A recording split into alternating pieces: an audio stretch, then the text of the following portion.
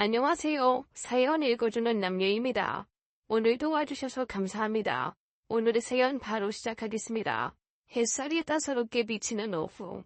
놀이터에는 2~3살쯤 되어 보이는 아이들이 흙놀이를 하며 뒤뚱거리고 있고, 한켠 청자에는 나이 지긋한 어르신들이 두런두런 이야기를 나누고 있는 평화로운 아파트 단지 내 전경입니다.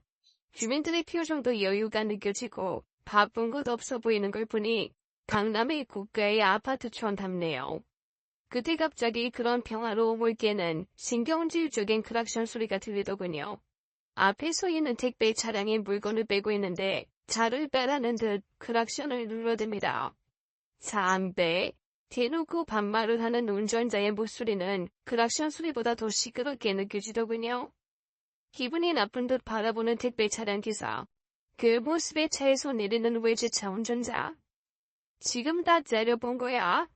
지금 빼는 중인데, 아이 그렇게 소리를 지르시니까. 뭐? 그건 그쪽 사정이고, 왜 길을 막어? 막긴 누가 막아요? 아이 옆으로 가시면 되잖습니까? 그리고 왜 반말인데요? 내가 왜 내 집 앞에서 피해야 하는데? 그리고 반말 듣기 싫으면 이런 거 하지 마. 아이 뭐야? 이 여자가 진짜. 뭐, 이 여자? 너 어디 택배 소속이야? 우리 택배 소속이다. 어쩔래? 너 죽었어. 내가 누군지 알아? 우리 택배 회장이 나랑 같은 헤어십 다니고 밥도 먹고 어디서 많이 듣던 소리죠? 그리고 큰 소리가 나고 삿대질을 몸싸움까지 일어나고 말았습니다. 경비원 일주일 차 제가 본 아파트의 일상입니다. 물론 아파트 주민의 대부분은 참 좋은 사람들이죠. 수고 많으세요. 아이 생일이라도 그랬는데 조금 드셔보세요.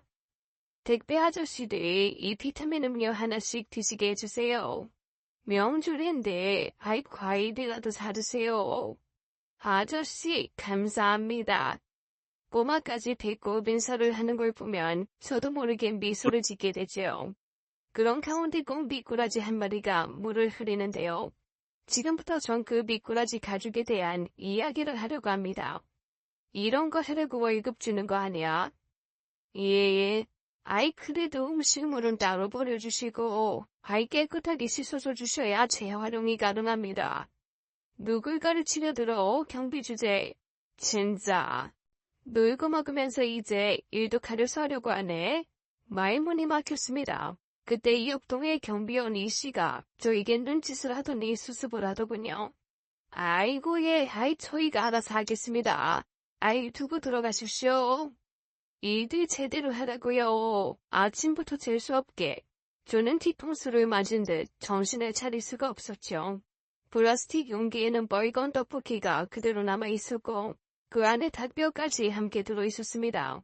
그것을 그대로 재활용 수거함에 넣는 바람에 수거한 비닐이 흥건하게 젖어 주의를 준다고 이야기한 건데 말문이 막히게 만드는 촉반하장이었습니다. 김씨, 아이 상대하지 마세요. 괜히 시끄러지기만 해요. 아니 그래도 그렇지. 조금만 신경 써주면 좋을 텐데. 아이 어떻게 먹던 음식을 전부 이렇게. 애들도 이렇게 안 합니다. 앞으로도 그냥 뭐는 좀 넘어가요. 아이 괜히 일만 들면 김씨만 힘들어지니까. 게다가 매일금마다 반말을 하는 그 주민은 얼핏 봐도 20~30대의 아가씨였습니다. 내 나이 60이 넘어 새 인생을 살고자 시작한 경비원 일입니다. 30년 동안 많은 학생들을 가르치는 일을 했죠.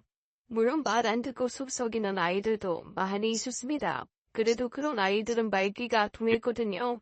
그러나 이런 말도 안 되는 상황과 경우는 처음인지라 저도 당황할 수밖에 없었죠.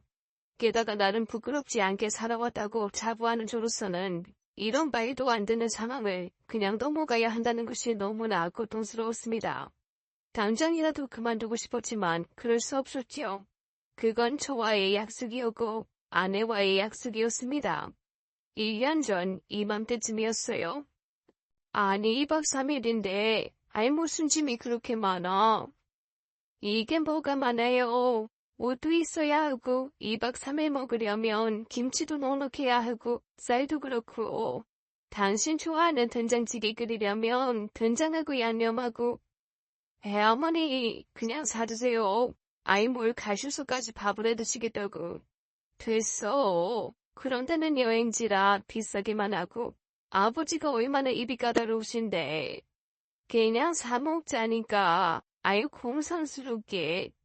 그러니까 해외로 나가시라고 했잖아요. 기왕 2분 퇴직하시고 첫 여행인데 다음에 너 돈 많이 벌면 그때 갈란다. 그깟 검사 초봉 얼마나 든다고. 그리고 네 아버지 해외 나가봐야 촌스러워서 괜히 빙패 쳐. 자, 엄마이 돈 아까워서 안 가는 거지. 아이 내가 왜 촌스러워? 교장도 연수가 있대도 아이 내가 다 영어하고. 그러니까 다음에 가자고요.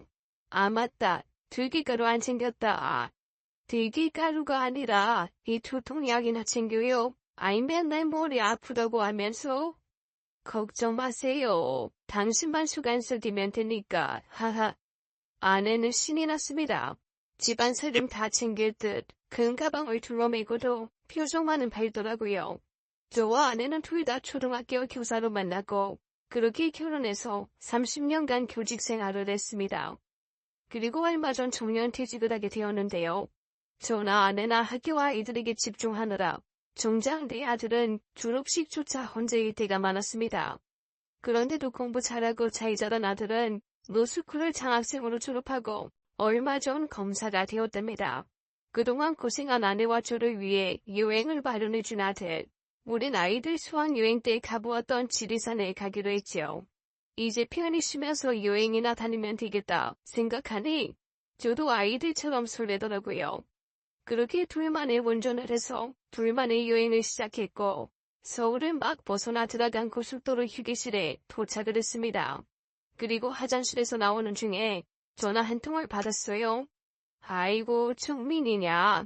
아이 그렇지 않아도 전화하려고 했는데 네가 보내준 퇴직 선물 싣고 여행 간다. 아이 뭐 언제? 그때 핫도그를 사가지고 오는 아내의 얼굴을 보았습니다. 환하게 웃는 표정이더군요. 여기 이게 인기 있대요. 연예인이 TV에서 여기 휴게소 명권 먹으려고 했나봐. 겨우 샀어요. 아이 그래. 근데 무슨 통화를 그렇게 오래 해요? 아이 정민이. 아 그래. 정민이면 나도 바꿔주지. 신발 잘 맞는다고 인사해야 하는데. 할머니가 돌아가셨다네. 어머, 언제? 어젯밤에. 아이 지금 장례식 잡고 있는 모양이야. 어머머 세상에. 정민이 어떡해. 할머니밖에 없는 앤데. 이제 다 큰앤데. 알아서 하겠지. 신경 쓰지 말고 갑시다. 이렇게 다시 지리산을 향해 출발했지만 마음은 영 편치 않았습니다. 정민이는 부모님이 일찍 돌아가시고 할머니와 단둘이 살아왔던 아이입니다. 힘든 상황에서 학교 번역을 다니고 괴로움에 나쁜 결심까지 했었는데 그때 담임이던 제가 정민이를 필사적으로 도와줬었지요. 학폭위를 열고 가해 학생들을 다른 학교로 보내면서 정민이는 다시 일상을 찾을 수 있었습니다. 그런 정민이인지라 유난히 신경이 쓰였지요. 그런데 마음을 눈치챈 아내가 조용히 말을 꺼냅니다. 가서도 내내 이럴 거 아냐. 그냥 오늘은 주문하고 내일 출발하자고요. 아니야. 아이 그래도 당신하고 얼마 만에 가는 여행인데. 됐어요. 마음 불편해서 하나도 안 좋을 것 같네. 정민이가 당신한테 자식이나 다를 바 없잖아요. 정민이 기다릴 거야. 가서 위로해주고 산주 노릇도 좀 도와주고. 아이 진짜 그래도 괜찮겠어? 나도 모르게 목소리가 밝아졌고 아내는 포기한 듯 미소를 지었습니다. 넣지 않아도 머리 아파서 약 안 챙긴 게 후회됐는데 제주지 뭐. 고마워 여보. 내가 내일 가서는 더 잘해줄게. 응. 됐네요. 도착해서 소식 듣지 않은 게 다행이네요. 그렇게 정년퇴직 후 간 첫 여행지에서 저는 아내의 배려로 돌아왔고 쉰다고 하는 아내를 내려놓고 제자가 혼자 있을 장례식장으로 달려갔습니다. 훌쩍 커버린 제자는 저를 보고 오열했고 감사함에 고개를 숙였습니다. 애썼다 종민아. 종민이를 꼭 안아주고 위로해주면서 어디에 참 잘했구나 생각했습니다. 그런데 저의 이 행동은 씻지 못해 결과를 내고 말았습니다. 아버지, 어머니가 쓰러지셨어요. 2시간 전까지 아무렇지도 않았던 사람인데 그저 가끔 머리가 아프다고만 했고 누구나 있는 두통증으로 약 먹으면 괜찮아지곤 했었습니다. 병원은 무슨 병원, 약 먹으면 멀쩡한데 그런데 아내가 뇌출혈로 쓰러졌습니다. 내가 제자를 챙기는 동안 혼자서 꼭 참으며 날 기다리고 있다가 쓰러졌고 아내는 그렇게 세상을 떠나고 말았습니다. 처음이자 마지막 여행. 결국 아내가 그렇게 꿈꾸던 둘만의 여행은 완성하지 못했고 저는 그렇게 하늘나라로 아내를 보냈죠. 내가 만일 그때 가지고 않았어도 아내 곁에만 있었어도 머릿속을 맴도는 자책감이 저를 괴롭게 했고 아내에 대한 미안함과 내 자신에 대한 죄의식이 떠나지 않았습니다. 교사라는 사명감만 가득했던 저를 한없이 기다려주고 응원해주던 아내는 이제 떠나가 없었습니다. 늘 기다리기만 했던 사람. 공기의 고마움은 공기가 없을 때 누기에 쓰이듯이 아내가 떠난 후 그 빈자리는 너무나 컸습니다. 하나부터 10까지 아무렇지 않게 보냈던 일상에서 세심한 아내의 흔적은 곳곳에 묻어났고 저는 그때마다 가슴이 터질 것 같은 고통과 외로움을 느끼려 했습니다. 검사가 된 아들은 여수로 발령이 나고 아들은 아버지 혼자 두고 떠나는 것이 마음에 고였나 봅니다. 아버지, 저랑 같이 여수로 가시면 어때요? 아버지 걱정은 하지 말고 어여 가. 아이 난 여기가 편해. 친구들도 있고 제자들도 있고 괜히 나 있으면 아이로 일에 집중도 못한다. 다른 거 신경 쓰지 말고 일이나 제대로 해. 그렇게 아들은 여수로 떠났습니다. 비행기로 1시간이면 가는 거리지만 열심히 일하는 아들에게 민폐가 되고 싶지 않았죠. 아니 그보다는 아무 이유리 없더군요. 평생 새벽까지 일어나서 바쁘게 살던 일상이 없어지고 나니 하루가 길게만 느껴졌고 아내가 없는 집안은 공허함만 가득했습니다. 아버지, 식사는요? 먹었지. 아이 잘 챙겨 먹고 있으니 걱정 마. 예. 용돈 넣었으니 맛있는 거 드시고 친구분들도 만나시고 하세요. 보낼 거 없다. 나도 돈 있다. 너나 차곡차곡 모아서 장가 가야지. 효자아들은 하루가 멀다고 전화를 하고 안부를 묻습니다. 그러나 아들에게 보일 수 없는 외로움과 나약함. 새벽까지 잠이 들면 하루 종일 무엇을 해야 하나 어수선거리고 혼자서 밥을 챙겨보는 것조차 힘들더군요. 여보, 그렇게 까다로워서 나중에 어떻게 살래? 그냥 밖에 음식도 사먹고 그래야지. 으이구 못 살아. 저는 아내에게 참 귀찮은 존재였을지도 모릅니다. 결국 저는 우울증이 찾아왔고 못난 생각까지 하게 되었어요. 아주 예전 부모님이 돌아가시고 힘이 들어 생을 마감하려던 종민이를 혼냈던 기억이 있습니다. 저도 만일 저에게 혼을 낼 누군가가 있으면 달라졌을게요. 허무함과 나약함으로 술을 찾던 저는 결국 아내가 있는 곳으로 가기로 했습니다. 아내가 교장에 취임한 기념으로 사준 넥타이를 메고 아내의 이름을 부르며 아파트 창문 앞에 서 있는 저. 그때 벨소리가 울렸습니다. 올 사람이 없는데 누가? 벨은 계속 울렸고 저는 하는 수 없이 문을 열었죠. 고향 친구 동설이었습니다. 어릴 적 공부는 잘해도 힘이 없어 동네 애들한테 물이 뜨면 히어로처럼 나타나 날 구해주던 친구. 동석인 공부는 못했지만 장애를 가진 부모 되신 가장으로 어릴 적부터 생활력이 강한 친구였습니다. 아이 뭐하는겨? 임초하나도 꺼놓고. 웬일이야? 아이 연락도 없이. 거리 이게 뭐여? 아이 지금 죽으려고 한겨? 아무 소리도 못하는 저에게 동식이는 아무렇지도 않게 이야기를 하더군요. 하여튼 아이 공부만 한 놈들은 이래서 안 되는겨. 세상에 힘든 일이 얼마나 많은데, 제주씨가 하늘에서 만나면 퍽이나 좋아하겠다. 할 일이 없으면 할 일을 찾으면 되지. 너 학생들 그렇게 가르친겨? 힘들면 강 죽어라. 이렇게? 붕식의 말은 교양이 있지도 않았고 말투가 거칠기만 했지만 어떤 학식 있고 교양 있는 사람의 말보다 힘있고 따뜻했습니다. 어른처럼 느껴졌고 그 앞에서 저는 눈물을 쏟았습니다. 너무 힘들다 동식아. 집사람도 그렇게 된 것도 나 때문인 것 같고 이젠 진짜 술 먹는 사람 같아. 어떻게 살아야 할진 모르겠어. 정신 나간 놈. 인벌이에 든 게 너무 많아서 그려. 우리같이 하루 벌어 하루 먹고 사는 사람은 죽으려고 해도 시간도 없고 방법도 모르고 어떻게 살긴 어떻게 살아. 데리고 가실 때까지 그냥 열심히 사는 거지. 부끄럽다. 친구야. 부끄러워야지. 이럴 거면 뭐하러 공부를 하고 뭐하러 열심히 산겨. 그러지 말고 일을요. 아주 잡생각 안 드는 심하게 정신없는 일을 혀라고. 그렇게 동식엔 정신이 번쩍 들게 했죠. 우리 아파트는 지금 자리도 없고 옆에 아파트에 사람 하나 급하게 구한다고 하던데 거기서 일해봐. 내가 경비를 할 수 있을까? 그 어려운 공부도 했는데 뭘 못할겨? 몸이 힘들면 머리가 빈다고. 좀 비워봐. 물론 가끔 사람 우습게 보는 사람도 있긴 한데 그래도 천지분간 못하는 애들도 다 가르치고 사람들 늘었잖아요.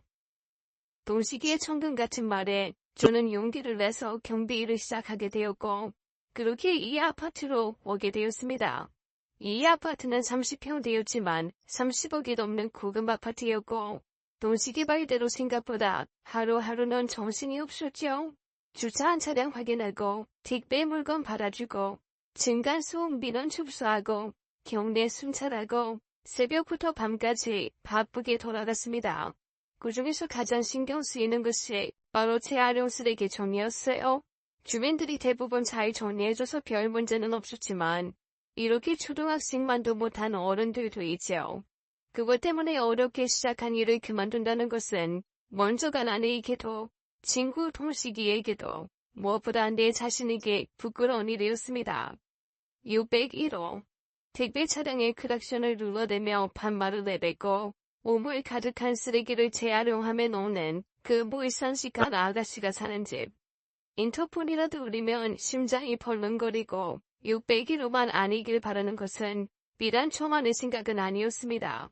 아랫집 윗집 이웃집 할 것 없이 601호와의 마찰로 경비실 인터폰을 쉴 새 없이 울려고 그때마다 저는 뛰어가야 했습니다. 어떻게 가정교육을 받았길래 저렇게 싸가지가 없나. 참 이래서 부모 교육이 중요한 거야. 맨날 골프나 지나다니고 쇼핑백이나 들고 다니면 뭐하나. 자식은 저 모양인데. 그러니까 저런 여자 누가 데려가. 생각만 해도 끔찍하네. 경비실에 모인 경비원들은 이미 당할 만큼 당한 듯 저마다 한마디씩 했죠.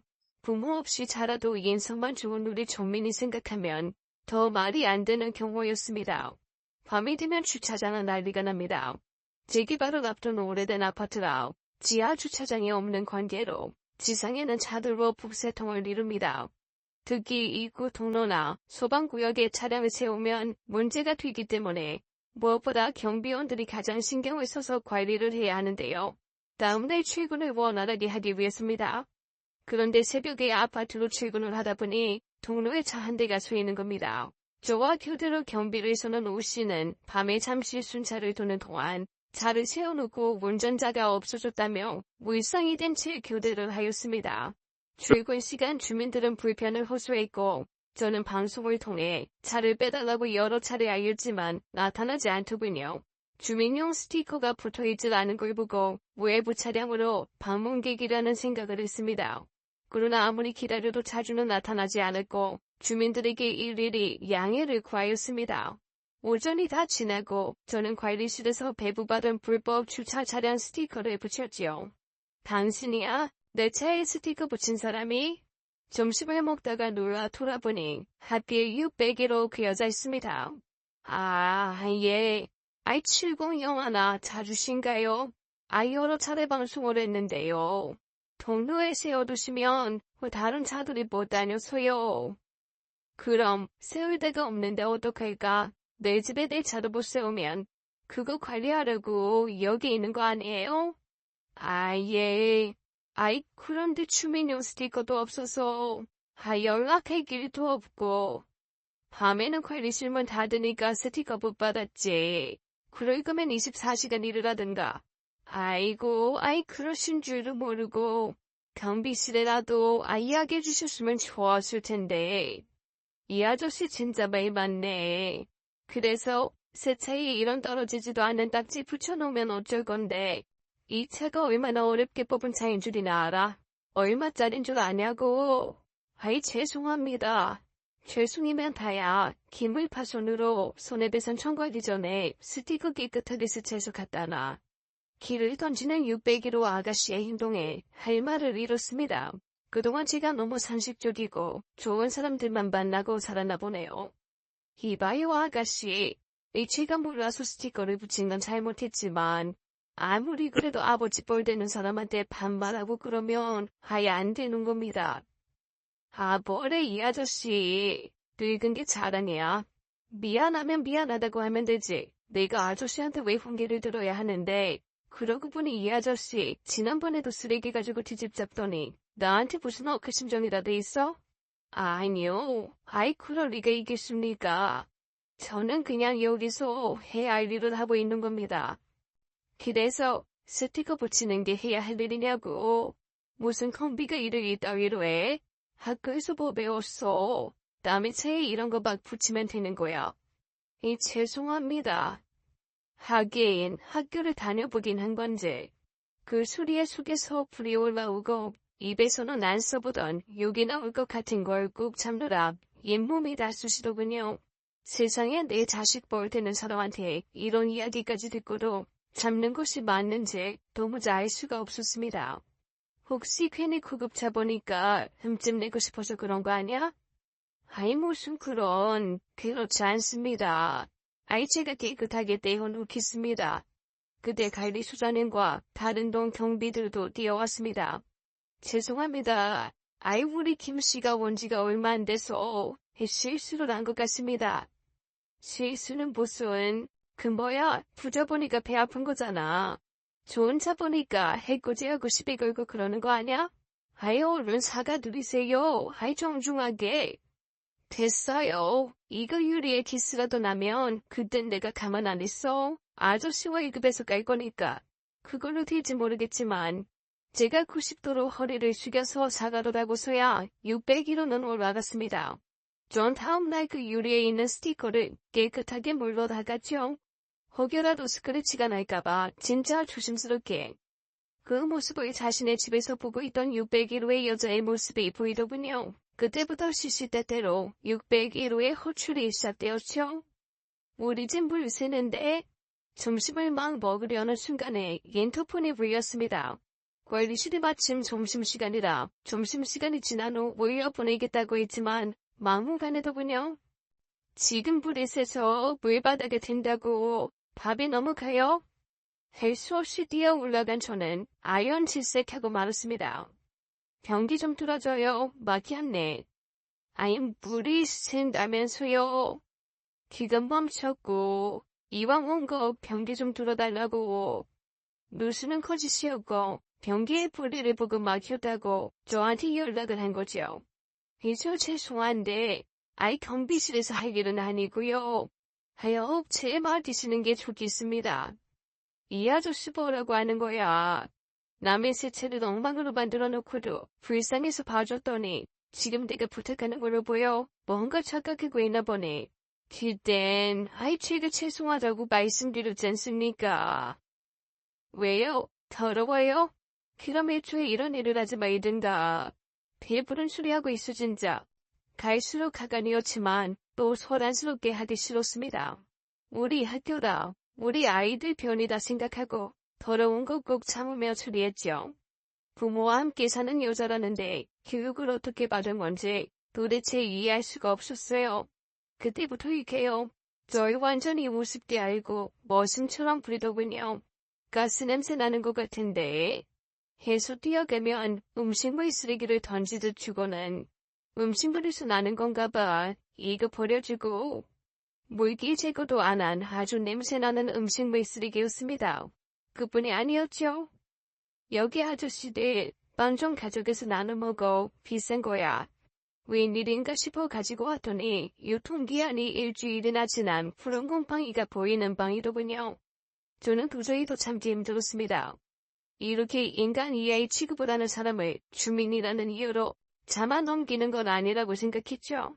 아무리 인내하고 참으려 했지만 이런 사람을 상대로 맞춰주는 것 자체가 말도 안 되는 일이라 생각이 들었습니다. 저는 곰팡이가 핀 빵들을 가지고 600kg로 갔습니다. 이거 유통기한이 일주일이나 넘어갔습니다. 곰팡이까지 피어있더군요. 그래요? 몰랐네. 아무리 경비들이라고 무시한다고 하지만 안 먹는 거 가지고 이렇게 장난하면 부모 욕 먹이는 짓입니다. 뭐요? 사람 위에 사람 없고 사람 밑에 사람 없는 거예요. 뭐래 이 아저씨. 왜? 아이양은 자존심에 유통기한 지난 빵은 못 먹는데 이거야. 비싼 빵이라 한번 맛이라도 보라고 한 건데 또 가르치려고 알고 있네. 당신이 선생이야? 웃겨 진짜. 그래, 나 선생이요? 근데 내가 40년간 재직하면서 이 당신같이 싸가지 없는 학생은 본 적이 없어. 정비 주제에 지금 뭐라는 거야? 당신 잘리고 싶어?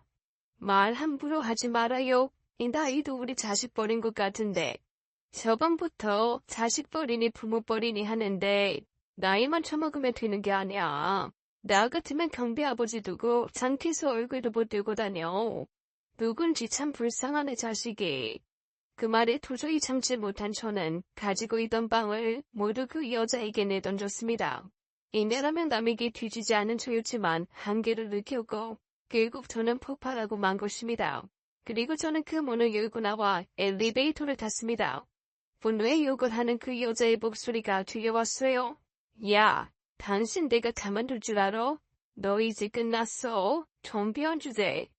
말끝마다 경비원을 비하하는 여자를 보면서 잘 자라준 아들이 고맙게만 느껴졌습니다. 저는 관리실에 도착을 하고 전후 상황을 이야기했죠. 죄송합니다. 그만두겠습니다.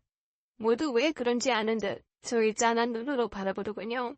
아이고, 조금만 참지. 그런 여자는 그냥 상대 안 하는 게 제일인데.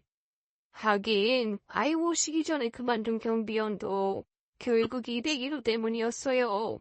얼마나 갑질을 해대든지 쇼핑백 집까지 들고 올라오라고 하고 심지어 자동차 열쇠까지 맡겨놓고 이 발레기사 쓰듯이 했다니까. 다 배울 만큼 배운 사람들이 아이도 왜 소이거리 하겠다고 나오는 건데 참기가 힘들지. 워낙 안 보이니까 30밖이라.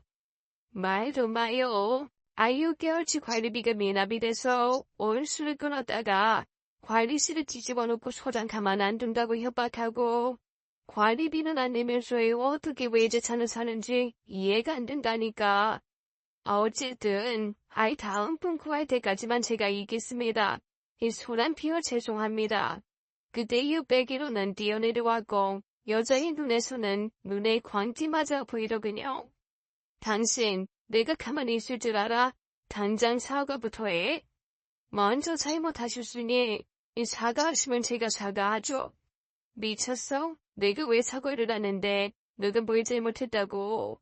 앞으로는 자신이 싼 똥은 자신이 치우고 자신이 먹은 음식물도 본인이 치우세요. 뭐? 당신 지금 감히 누구한테? 그러더니 자신의 분에 이기지 못한데 옆에 있는 물건을 저에게 집어 던지더군요. 한바탕 소란이 난 관리실에 경찰이 도착을 하고 나서야 그 여자의 난동은 끝이 났고 함께 경찰서에 가서 진술서를 쓰게 되었습니다. 아무리 그래도 그렇지요. 여기 계신 분이 연배가 한참 위인 것 같은데 그렇게 막말을 하고 똥을 치우라고 하고 너무하신 거 아닙니까? 경찰이 무서워서 이게요. 아님 경찰서에 오래 앉아있는 게 힘들어서일게요. 결국은 합의를 하고 경찰서를 나섰습니다. 그렇게 저는 그 아파트에서 경비 일을 그만두게 되었지요. 더 이상 비상식적인 여자를 만날 일도 없었고요. 그날 저는 집에 와서 안 마시던 술을 마셨습니다. 무료한 일상에 외롭다고 5일쯤 걸려 죽음까지 내몰렸던 저로서는 지금 상황이 씁쓸했죠. 도식이 말대로 별 이상한 상황을 겪고 났더니 오히려 혼자 있는 이 시간이 참 평화롭다는 생각을 하게 되더군요. 그리고 아들이 1년 만에 서울로 발령을 받아 돌아왔습니다. 아버지, 잘 그만두셨어요. 안 그래도 제가 아버지 소식 듣고 비가 거꾸로 쏘는 것 같아서 올라오려고 했는데 너는 왜 쓸데없는 소리를 해서 화에 신경 쓰이게 만들어? 그러게, 아이 내가 괜한데 소개해줬나 싶어서 미안해가지고. 됐어. 아이 어디 가면 쉬면 안 되겠나. 뭐 참은 내가 모질한 거지. 아니에요 아버지. 그런 여자는 진짜 혼내놔야 하는데. 아이 그러지 그랬어. 우리 아들이 누군지 아나. 아이 대한민국 검사요 검사. 참 아저씨는 오랜만에 우리 아버지는 웃음소리였습니다. 우리가 한 검사는 아이 좋은 여자 만나야 하는데 아이 맞다. 우리 아파트에 참한 아가씨가 있는데 아이 내 소개시켜줄까? 저 만나는 사람 있습니다. 아들이 수줍은들 여자가 있다고 이야기를 하더군요. 소개를 받았다는데 부잣집에서 곱게 자란 막내딸이랍니다. 혼자서 좋은 직장에 잘 들어가준 것만으로도 고마운 아들인데 어느새 참한 섹시까지 데려온 아들을 보니 얼마나 뿌듯하고 장하던지요. 그리고 곧 아들의 여자친구를 만날 수 있었습니다. 예, 아버지는 미국 상대로 무역사업 하시고 어머니는 그림을 그리세요. 언니는 미국에서 유학 중인데 심리학을 공부하고 있습니다. 한 번에 보기에도 너무나 참하고 예의 바른 예쁜 아가씨였죠.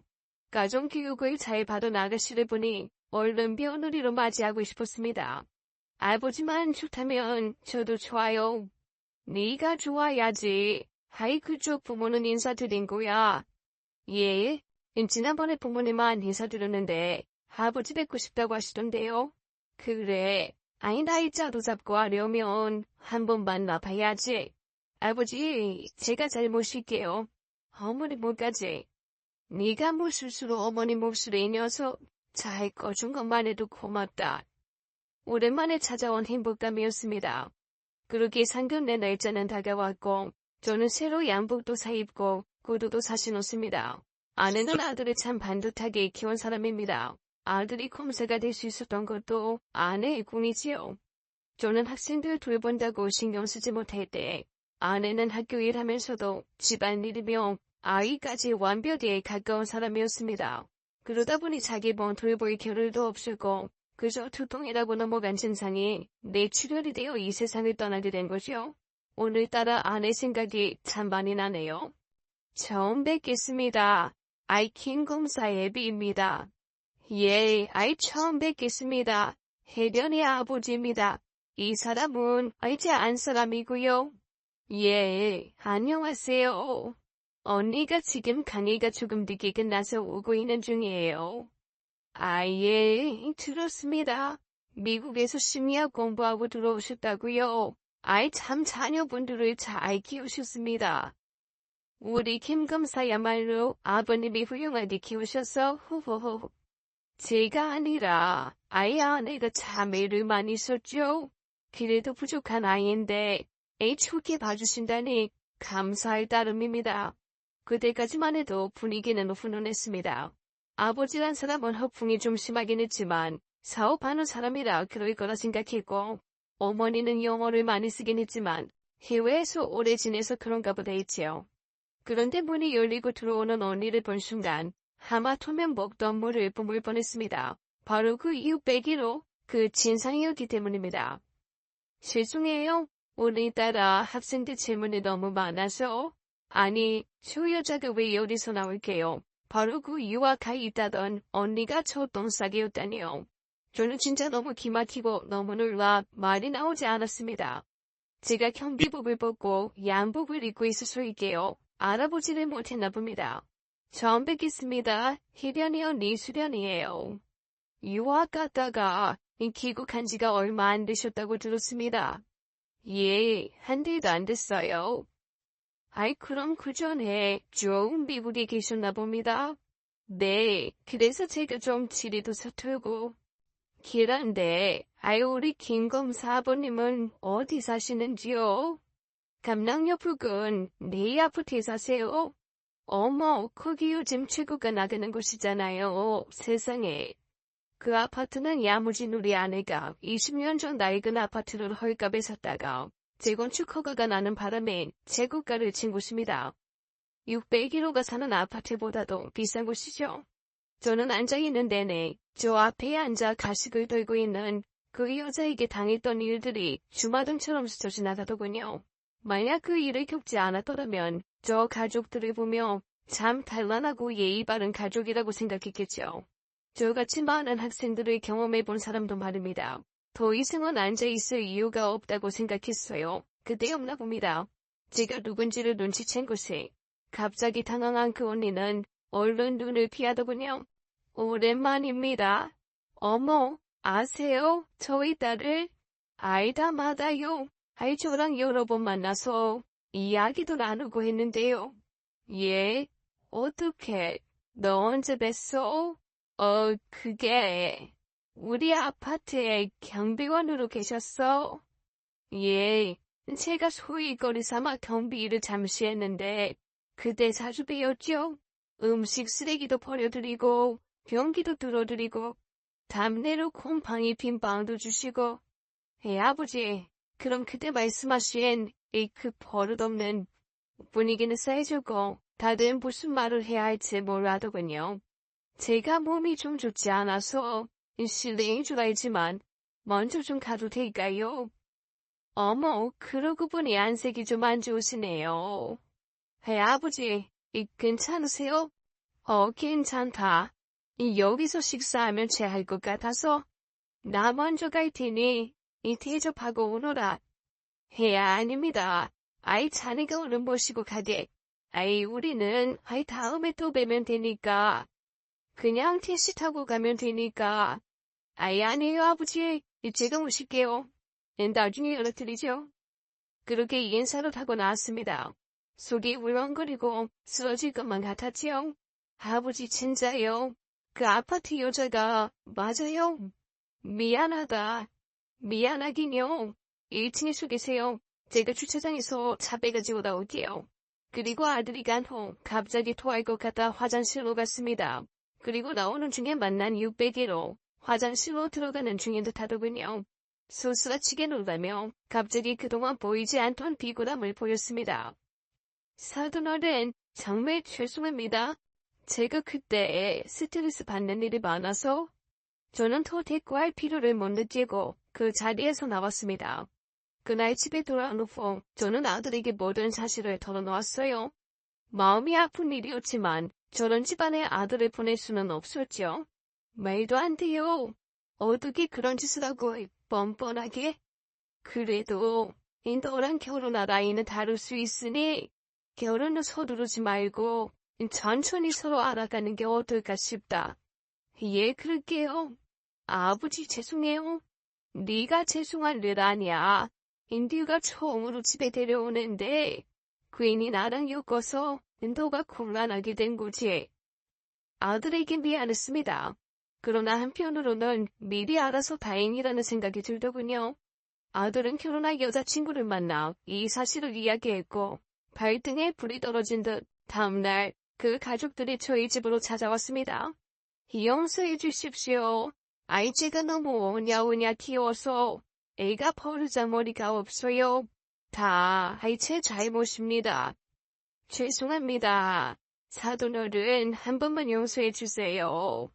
무릎까지 꿇고 사과를 하는 모습에 저는 마음이 약해지더군요. 제가 겪은 일 하나로 미래를 약속한 아이들의 일을 그르치는 것이 아닌지 생각이 많아졌습니다. 사실 집에서도 아이들 놓은 자식이나 마찬가지입니다. 그런데 우리 둘째 딸은 아닙니다. 그러니 이번 한번 눈 감아주시고 받아주십시오. 아이 제가 평생 가르치겠습니다. 그러나 저보다도 제 아들이 단호했죠. 저희 아버지한테 그렇게 행동한 가족을 받아들일 수 없습니다. 하지만 하루가 멀다 하고 그의 가족들은 찾아왔고 그렇게까지 머리를 조아리며 용서를 구하는데 제가 보라고 아이들 앞길을 막나 싶더군요. 아들에게도 한 사람의 행동으로 집안 전체를 판단하지 말라고 이야기했죠. 그날부터 아들의 결혼할 선대인 아이는 하루가 멀다 하고 찾아왔습니다. 아버님, 이걸 저희 부모님께서 갖다 드리라고 해서요. 신반이한테 직접 구한 산삼이래요. 아버님, 이거 아버지가 보내신 와인이에요. 프랑스 최고급이라고 아주 구하기 힘든 건데 꼭 드셔보시라고 했어요. 미안함에 어쩔 줄 몰라 눈치를 보는 아이를 보며 오히려 제가 심했나 싶었습니다. 이제 그만해도 된다. 헤이 같은 뱃속에 나온 자식이라도 다 다른 거니까 너랑 언니는 다른 사람이라고 생각한다.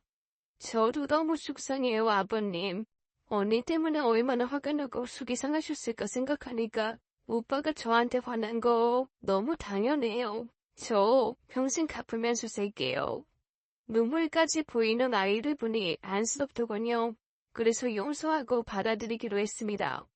그렇게 힘들지만 결혼을 승낙했고 아들도 제 뜻을 받아들였죠. 이 직장을 잡고 양복을 마치고 그야말로 바쁜 시간이 지나갔습니다. 아내가 있었으면 얼마나 좋을까 그립더군요. 그러게 결혼식을 일주일 앞둔 어느 날이었습니다. 그게 무슨 소리야? 아이 종민이가 왜? 자식처럼 아끼는 종민이가 입원을 했다는 소식을 들었습니다. 얼마 전에도 할머니 기일이라고 함께 낙골당에 다녀오면서 이야기를 나눴던 종민입니다. 택배 회사에 취직하게 되었다고 해서 운동화를 선물했는데 입원한 병원으로 데려가니 위에서 던진 택배 물건을 맞아 어깨를 다쳤다는 겁니다. 다행히 무겁지는 않았지만 그래도 높은 곳에서 던진 터라 어깨에 인대가 늘어나고 부상을 입은 것이죠. 정민아, 아이 괜찮아. 예, 괜찮아요. 에이, 그냥 좀 인대가 늘어나서. 아이 도대체 어떤 것들이 이런 무식한 짓을. 반품 요청이 들어왔길래 갔는데 내놓지 않았길래 그냥 내려왔는데 베란다에서 물건을 던지는 거예요. 비하긴 했는데 어깨에 스쳐서. 아이 그래서 사과는 받고 배상 요청은 했어. 일부러 안 가져간 줄 알고 화가 나서 그런 거라고. 이런 나쁜 사람들이 진짜. 걘데 말이다. 거기가 어딘 줄 아냐? 병실의 문을 열고 들어오는 사람은 다름 아닌 동식이었습니다. 동식아, 네가 여기 웬일이냐? 그리고 어딘 줄 아냐니? 601호. 601호? 설마 내가 일한 아파트 601호 말하는 거야? 거기서 당한 거였어? 못 고친다 그 집안엔. 그러면 그 언니는 다른 집으로 보낸다고 했거든요. 그럼 누굴까요? 저는 확인을 해야 했죠. 조민이의 간호는 동식에게 맡기고 서둘러 아파트로 찾아갔습니다. 전에 있던 경비원이 있었어요. 아이고 몰랐구나. 그 동생이 더하면 더했지. 절대 언니한테 안 밀린다고. 설마. 그렇지 않던데. 무슨 검사랑 결혼을 한다나 뭐라는. 얼마 전에도 주차 시비가 났는데 주차장 입구를 차로 막는 바람에 난리가 났잖아. 호랑이도 치마라면 온다더니 주의 떠온다. 저는 얼른 고개를 돌려서 경비실 안으로 들어갔습니다. 설마 하는 마음이었죠? 아저씨, 일을 하는 거야 마는 거야. 목소리를 들으니 사돈이었습니다. 내 차 자리 마련해두라고 했잖아. 다른 차 세우지 말라고. 이게, 그렇게 할 수는 없어서요, 사모님. 뭘 할 수가 없어? 다들 이렇게 게을러서야 원. 예. 이래서 말기 잘 알아듣는 젊은 사람들 써야 한다니까. 그때 그의 익은 목소리가 들려왔습니다. 그리고 그 택배기사 진짜 다친 거 맞아? 예. 어깨를 많이 다쳐서 지금 입원 중이라고 하던데요. 어디서 쇼를 해? 돈 뜯어내려고 하는 거지. 그러니까 없는 것들 괜히 건드리면 골치 아프다고 했잖아. 넌 이제 조심해야 돼. 검사님 사모님 될 텐데. 그리고 사모님, 그 관리실에서 아까 찾아갔는데 문을 안 열어주신다고? 관리실이 왜? 에이, 그게. 아이, 관리비가 미납이 돼서. 뭐야. 그가 관리비 얼마나 된다고 또 물 끊게. 이 사람들이 진짜. 저는 도저히 더 이상 들어줄 수가 없었습니다. 저한테 용서를 베고 쇼를 하던 이 집안 식구들의 본색을 확실하게 보았기 때문이죠. 제가 돌아서자 그제서야 저를 보고 화를 짝 놀란 그 집안 식구들. 어머, 아버님, 어떻게 여길? 어리석은 내가 이 잘못된 선택을 하려니 이렇게 막아주네. 어머, 사돈 오셨으면 저희 집으로 모실걸.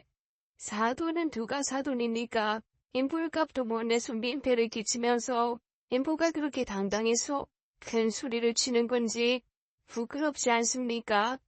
노란 그 집안 식구들은 다시금 물어볼 거더군요. 경비원들이 하나둘 모였고 저는 말을 이었어요. 자, 여기에 사과해요. 여기 있는 분들 다 배울 만큼 배우고 사회에서 열심히 일하다가 노후에 봉사하러 온 사람입니다. 당신들이 그렇게 함부로 이야기하고 해도 되는 분들이 아니라고요. 제 아들 때문이었겠죠. 울며 겨자 먹기로 용서를 비는 모습을 보이더군요. 누구든 함부로 대하지 말고 이 돈 없으면 분수에 맞게 사세요. 부끄러운 줄 알고. 저는 그렇게 하고 싶은 이야기를 하고 돌아왔습니다. 아들은 이 모든 사실을 듣고 파혼을 했죠. 그리고 몇 달 후 동식이 아파트에 있는 피아노 선생님과 소개를 받아 결혼을 했습니다. 나중에 알고 보니 그 진상 가족은 고급 아파트마다 월세로 전전하며 살고 있답니다. 그런데 얼마 전 샤워를 하다가 물이 끊겨 비누칠한 채로 난리가 난 적이 있었대요. 결국 관리비도 못 내고 월세도 못 내 쫓겨났다고 합니다. 사실 루블이 소불이 주라고. 진정한 부자는 이런 진상짓은 하지 않지요. 저희 아파트 부자들도 참 친절하고 겸손하답니다. 잠수는 어떻게 사냐고요? 무인 대학에서 영어를 가르치고 있습니다. I am happy.